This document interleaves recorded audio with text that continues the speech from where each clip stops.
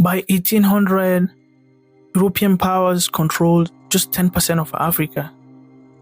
By 1900, that number has surged to over 90%. That means that for nearly 4 centuries, from the first Portuguese ships on West African shores to the height of the transatlantic slave trade, Europe had only managed to claim a sliver of the continent. But then, in a span of just 2 decades, they swallowed almost the entire landmass. How did that happen? What changed? The answer is not just technology or strategy. It's something deeper, more ruthless. Because what unfolded in Africa between 1880 and 1914 was not a natural spread of influence. It was a violent, calculated rush for power, and it reshaped the continent forever. They called it the Scramble for Africa, as if it were a harmless competition. In reality, it was empire at its most brutal, ruthless annexation, forced labor, stolen wealth, and shattered communities, all dressed up in the language of civilization. And while the world remembers the horrors of 2 world wars, when Europe turned its guns on itself, what's too often forgotten is how those same guns, those same empires, first perfected their violence on African soil. This is not a history of bitterness. This is a history of clarity. Because if we don't understand how 10% became 90% in just a few years, we'll never understand how the world we live in today was built, on whose backs and with whose blood. So how did it happen? How did Europe go on from controlling 10% of Africa to controlling 90% in just 20 years? Well, 3 things changed the game completely. Quinine, steamships, and the Maxim gun. That's it. 3 inventions. And suddenly, the parts of Africa that had been too deadly, too distant, or too difficult to conquer came wide open. Quinine made it possible to survive malaria. Steamships allowed Europeans to travel deep into the interior through the rivers. And the Maxim gun, the world's first fully automatic machine gun, meant that a handful of soldiers could wipe out entire communities. But it wasn't just about technology, it was also about mindset. Europe's empires, often at each other's throats, suddenly found something they could all agree on. Africa was up for grabs. And they felt entitled to it, like it was just sitting there waiting for someone to come along and civilize it. One British Prime Minister didn't even bother hiding the truth. He called it the vulgar and bastard imperialism of irritation, provocation, and aggression, of grabbing everything even if you have no use for it. That's exactly what they did. They called it the Age of Discovery, that period between the 14th and 17th centuries when the world started shrinking. Isolated lands were drawn into a new global system, and for Europe this meant opportunity. For Africa, it meant disruption. Africa became more than just a place on the map. It became a target, a market, a source of wealth. And soon, that market was run by Europeans with ships, guns, and shareholders back home, waiting for returns on their investments. Tragically, some of those returns were not spices or gold, but people. The first Europeans to arrive were the Portuguese. In 1336, they landed in the Canary Islands. They weren't soldiers, at least not yet. They came as explorers and navigators. But they cracked open the door. They exposed a continent that Europe had long called the Dark Continent. Not because Africa lacked civilization, but because Europe had never bothered to learn about it. One Portuguese account described Africa as absolutely unknown, intersected with a complete collection of the most ferocious beasts and most uncivilized men. That was the lens through which they viewed the continent. And that lens will justify centuries of exploitation.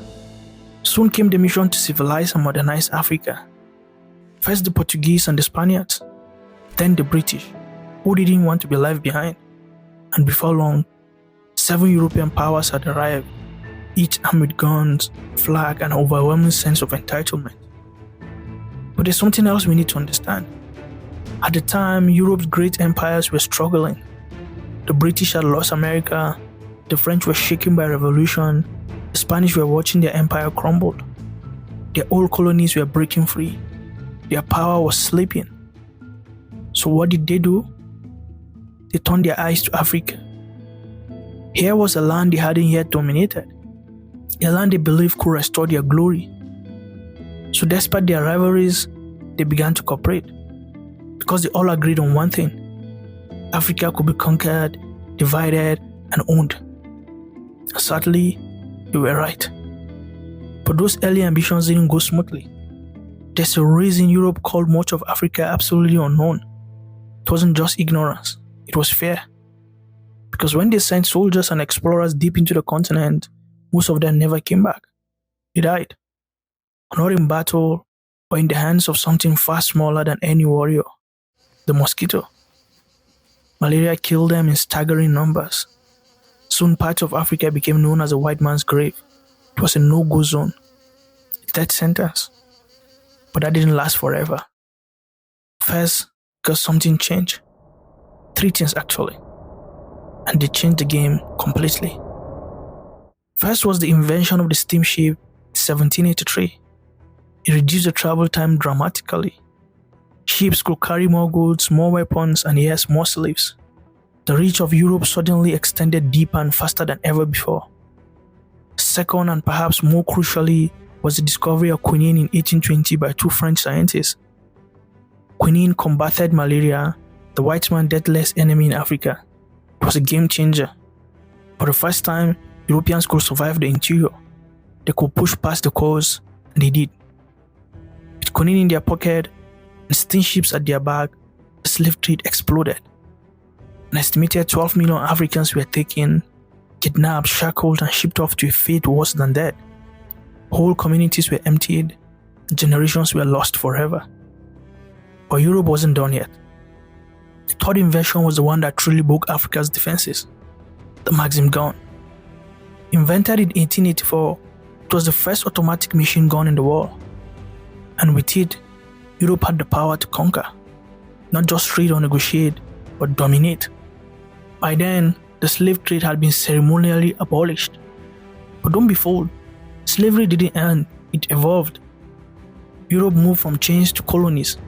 They no longer needed slaves, they needed land, they needed raw materials: coal, rubber, cotton, gold, palm oil, cocoa, copper. The Industrial Revolution had arrived in Europe.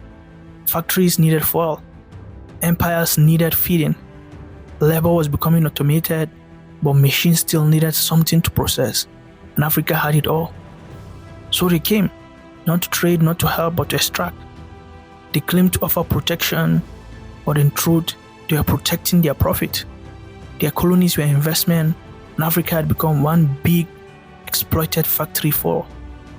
But to understand this all, we must understand the end of one important thing: the slave trade.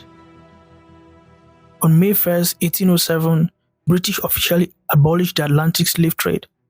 America followed after a civil war, and then gradually, the rest of the Western world came on board. At least on paper. Now, the common story is that Europe ended slavery because it was morally unacceptable. That it was a triumph of conscience. That suddenly humanity won. But let's be honest, morality was only part of the story, maybe even the smallest part. The real reason: slavery had become inconvenient. Europe was changing, machines were replacing manual labor. The Industrial Revolution had arrived, and keeping slaves, housing them, feeding them, it was starting to cost more than it was worth. Slaves weren't just free labor anymore. In many cases, they were becoming competition for jobs, space, and food in already growing cities. So yes, slavery ended, but not because it was evil, because it was no longer profitable. And let's not forget, slave traders have made a fortune. Many became unbelievably rich off human misery. They had no interest in giving that up. One of the most vocal abolitionists of the time was William Wilberforce. He pushed hard for change, and in 1807 he got what he wanted: the Slave Trade Act passed in Britain. But that law, it didn't stop the trade. For more than 30 years, the act remained little more than ink on paper. By 1823, Wilberforce and his fellow abolitionist Thomas Clarkson realized this. So they helped create the Anti-Slavery Society, a group aimed at pushing beyond empty legislation to real action. They fought hard, they spoke out, they wrote, they campaigned. Neither man lived to see slavery truly abolished. Even worse, the conditions of slaves already living in Europe and the colonies did not improve. If anything, it got harsher. Abolition didn't mean freedom. It meant strict control, more violence, more fear. And here's another part of the story we don't hear enough. Some African rulers were deeply involved in the slave trade. Kings and chiefs who sold off their own people in exchange for guns, goats, and gold. In some cases, they sold prisoners of war. In other cases, they sold their own king. That complicates the narrative, right? But history is rarely clean. And the full story of slavery can't be told without looking at everyone who played a role in it. That's a story for another day. But for now, know this. The abolition of the slave trade didn't come from a place of sudden kindness. It came from a shift in power, profit, and politics. Europe didn't stop taking. They simply found a new way to take more. With the abolition of the slave trade proving more difficult to enforce, Britain decided to take matters into its own hands. The British Navy, then the most powerful in the world, appointed itself as the moral police of the Atlantic. Ships controlled coast of West Africa and the Caribbean, intercepting vessels suspected of carrying human cargo. If they caught a ship smuggling slaves, they imposed a hefty fine, sometimes up to £100 per head. That was a fortune back then, but the consequences were horrifying. Some slave traders, in a desperate attempt to escape punishment, threw their human cargo overboard the moment they spotted a British ship on the horizon. People chained in the dark hold, men, women, and children were dumped into the sea like trash. This was the final cruelty of a dying trade. After decades of pressure, conflict, and brutal enforcement, the transatlantic slave trade came to a slow, painful end in the late 1880s. But let's be clear, this was not the end of European exploitation in Africa. If anything, it was the beginning. Europe had tested wealth from Africa and it wanted more. Now that the machines were humming in their factories, the West needed raw materials. Palm oil, rubber, cotton, copper, cocoa, gold. The cheapest place to get them was this vast resource-rich continent they had one called absolutely unknown. Suddenly, Africa went from being the white man's grave to being the white man's gold mine. And so began a new kind of war. A war not for slaves, but for land, for power, and for profit. One country after another began staking claims, drawing maps, planting flags, making treaties with one hand and breaking them with the other. The race was on. What followed was one of the most ruthless and cynical land grabs in human history. It wasn't called the Scramble for Africa for nothing. This guy, King Leopold II, wanted in. He had just ascended the throne of Belgium, a young nation barely 40 years old, but Leopold didn't want to just rule Belgium. He wanted an empire. And if other European powers were carving up Africa, he wasn't going to be left behind. In 1875, he sent explorers to Central Africa, targeting the vast region known as the Congo. These were not ordinary explorers. They were armed with quinine, a treatment for malaria, Maxim guns, the world's first automatic weapon. The mission wasn't for Belgium, not really. It was for Leopold himself. At the same time, other European nations were on the move. The Germans were in Rwanda, Urundi. The British were expanding the Gold Coast and the Slave Coast. Africa was being plundered in real time. But there was one problem. No one had agreed on the rules. The so-called borders Europeans used were fake, often based on quick deals made with local chiefs, many of whom spoke different languages, ruled different tribes, and had no conception of a unified nation state. What happened if France claimed the region that Britain also claimed? What if Germany's new protectorate overlapped with the Belgium claim? Europe stood on the brink of war, not over European soil, over African land. So in 1884, they gathered in Berlin. A conference was called, hosted by German Chancellor Otto von Bismarck. Not a single African was invited. Not a single African voice was heard there. But at that table, the fate of Africa was decided. From November 1884 to February 1885, representatives from 14 European nations met in Berlin. The table were countries like Britain, France, Germany, Portugal, Belgium, Italy, and Spain. The United States was invited but played a minor role. No African nation or leader was invited. Not one. This was not a humanitarian summit, it was a business meeting. A negotiation to divide up an entire continent, its land, its people, and its resources, that firing a shot at one another. The host, Otto von Bismarck, claimed the meeting was to promote free trade in Africa and end slavery. All they really wanted was order, European order, their looting of the continent. The most important outcome of the conference was the principle of effective occupation. According to this principle, a European country could claim territory in Africa only if it had a physical presence there. That meant having soldiers, missionaries, merchants, or administrators on the ground, not just signing treaties with local chiefs, not just planting flags. That clause changed everything. It triggered a race, a mad scramble, to plant flags and to set up colonial outposts across Africa. If France wanted to keep West Africa, it had to be present there. If Britain wanted to keep East Africa, it had to occupy it. If Belgium wanted Congo, Leopold had to go in, fully. The conference also recognized the Congo Free State, not as a Belgian colony, but as a private property of King Leopold II himself. He will run it directly. What happened there will become one of the most horrifying chapters of colonial history. But the impact of the Berlin Conference was broader. Within just a few decades, 90% of Africa was under colonial rule. The borders they drew on the map were straight lines, lines that ignored tribe, languages, and kingdoms, and histories. They sliced through communities, divided ethnic groups, and forced rival nations into artificial unions. Those lines still haunt Africa today. The British took Egypt, Sudan, Uganda, Nigeria, Ghana, and large parts of Southern Africa. The French grabbed Algeria, Tunisia, Senegal, Cote d'Ivoire, and Madagascar. Germany staked its claim on what is today Namibia, Rwanda, Burundi, and parts of Tanzania. Italy took Eritrea, Libya, and Somalia. Portugal secured Angola, Mozambique, and Guinea-Bissau. Spain claimed Western Sahara, Equatorial Guinea, and Northern Morocco. This was how our entire continent was shared by a group of men who had never set foot in most of the places they were claiming. Only 2 African countries remained independent: Liberia and Ethiopia. Liberia was under the unofficial protection of the United States, which had helped establish the country for the freed African Americans. Ethiopia, on the other hand, had to fight for its freedom, and fight it did. In 1896, under Emperor Menelik II, Ethiopian forces defeated the Italians at the Battle of Adwa. Their weapons had been purchased from Russia, and their victory shook Europe. It was a reminder that Africa was not simply a land to be taken. The irony was bitter. The same Euro that spoke of liberty, civilization, and progress had just divided Africa like a pie. And so began the age of high colonialism. But the worst damage Europe inflicted on Africa wasn't just the theft of land and resources.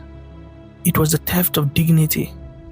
When the Europeans came, they did not merely conquer territories. They stripped Africans of their humanity. They taught Africans that they were inferior, that they were less than human, and they taught it systematically through schools, through religion, through policy, and through propaganda. They never ruled Africa as United Nations. Instead, they ruled by tribes. In Kenya, people were governed as Kikuyu, Luo, and Kamba. In Nigeria, they were ruled as Hausa, Igbo, or Yoruba. Across the continent, the colonial administration carved out artificial tribes and hardened ethnic lines that had once been fluid. It was called divide and rule, and it worked with brutal efficiency. By reducing Africans to tribal categories, Europe made it easier to dominate them. People divided is a people that cannot resist a mighty foreign power. But colonizers soon discovered that exploitations breed resistance. The colonial government quickly turned oppressive. They forced Africans to work on their own land as laborers. They introduced taxes that could only be paid through European money, forcing Africans into a cash economy that was controlled by colonialists. They censored local voices, replaced traditional rulers, and punished dissent with prison whips and sometimes firing squads. But their greatest mistake? They educated Africans. They sent a few brilliant Africans to study in Europe. They thought that these men would return grateful and obedient. But what they brought back was revolutionary fire. In London, in Paris, and in the United States, young Africans encountered ideas of the civil rights, liberty, and self-determination. They read Karl Marx, they read Thomas Paine, they heard speeches by W.E.B. Du Bois and Marcus Garvey. Out of this awakening came the leaders of Africa's independence. Kwame Nkrumah from Ghana, Jomo Kenyatta from Kenya, Julius Nyerere from Tanzania, and the great Zik of Africa, Nnamdi Azikiwe from Nigeria. These men were no longer asking to be treated fairly under colonial rule. They wanted freedom. If you come into my house and steal my jacket, don't then ask me whether I'm ready for my jacket. The jacket was mine. You had no right at all to take it from me. Yes, but it takes long. It may take a long time to go to the high courts and appeal and get all this done until I get my jacket back. But you have no right at all to ask me whether I was ready for my jacket. Sure. They wanted nations, and they will not be denied. Resistance took many forms. In some places, there were negotiations and constitutional conferences. Nigeria, Uganda, and others followed this path. Their leaders pressed the British Empire through dialogue and diplomacy. They sought independence not by war but by reason. But elsewhere, violence was the only language the colonial masters understood. In Algeria, the French were met with a bloody revolution. In Mozambique and Angola, the Portuguese faced guerrilla warfare in the jungles and fields. And in South Africa and Rhodesia, liberation would come only after decades of bitter struggle. Sometimes the violence wasn't even a response, it was a preemptive brutality. One of the most horrific examples happened in German Southwest Africa, today's Namibia. Between 1904 and 1908, the German colonial army committed genocide against the Herero and Nama people. After a rebellion by the Herero, German troops surrounded them in the desert. They sealed off access to water. Thousands died of thirst and starvation.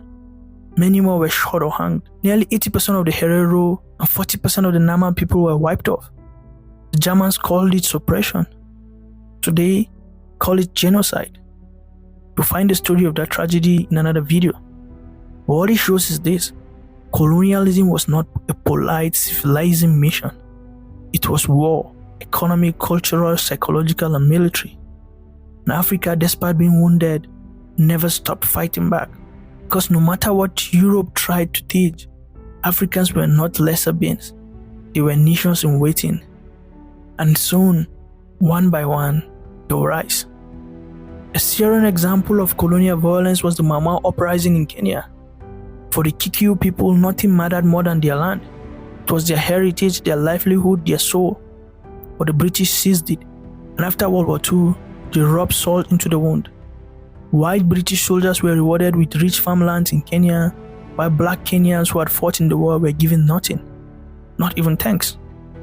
It was the final insult. The Kikuyu, pushed to the edge, rose up in armed resistance. The movement became known as the Mau Mau. It was not a war between equals. It was a fight for dignity against an empire with tanks and guns. The British response was merciless. They declared a state of emergency. They rounded up hundreds of thousands of Kikuyu into concentration camps. There, the most horrific tortures took place. Men were beaten and castrated. Women had bottles filled with boiling water shoved into their bodies as stark confessions. Children watched their families disappear into barbed wire fence, never to return. This was European civilizing mission in action. But still, the British could not silence the storm. The British Prime Minister Harold Macmillan would later admit, "The wind of change is blowing through this continent." Across Africa, people were awakening. The old lie, Africans were not ready to govern themselves, was crumbling. The oppressed had found their voices. They would rather die standing than live kneeling. Independence was no longer a dream, it was an unstoppable tide. And so, one after another, European empires began to fall back. Ghana, Nigeria, Kenya, Tanzania, Senegal, Congo, the names changed, but the story was the same. Europe surrendered its colonies, not out of generosity, but because it could no longer hold them. But freedom came with a trap. The same colonizer who had ruled Africa tribe by tribe left Africa behind as countries. They had governed a divided people, and now they handed them the burden of unity. They had drawn borders with rules and compasses in faraway conference rooms. One ethnic group could find itself split between 3 countries. One nation might contain dozens of groups who had never been governed as one. What was once a strategy of domination became a permanent feature of African political life. So we must ask, is this the root of our struggles today? Why is our politics still polarized around ethnic and religious lines? Why do elections become a tribal contest? Why does power feel like a prize for one group and a threat to another? Was this Europe's final cause? Or is it the greed of our own leaders? Africa won independence from Europe, but the fight for true liberation, for dignity, for unity, for justice is still unfolding. Thank you for watching this episode. Kindly subscribe and share with someone. Till I see you again, bye bye.